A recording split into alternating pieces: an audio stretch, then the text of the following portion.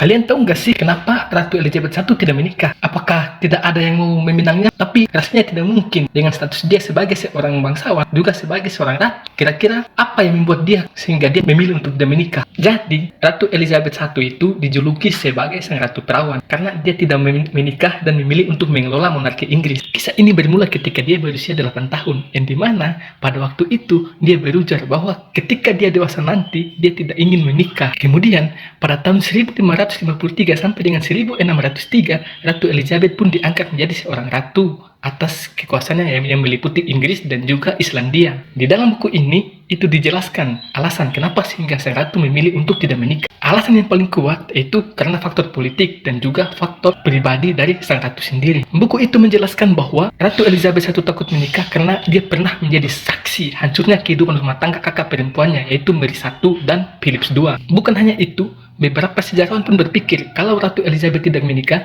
itu karena dia ingin fokus untuk melindungi kerajaan Inggris, dan pernikahannya bisa saja mempengaruhi kondisi kerajaan, terutama jika dia menikah dengan orang yang di luar kerajaan Inggris. Jadi kesimpulannya, Ratu Elizabeth I tidak menikah itu karena ada dua faktor. Faktor eksternal yang berupa faktor politik dan juga faktor internal yang juga yang ada di dalam diri dia sendiri. Sampai akhir-akhirnya pada tanggal 24 Maret 1603, sang ratu pun wafat dalam keadaan tidak menikah sama sekali.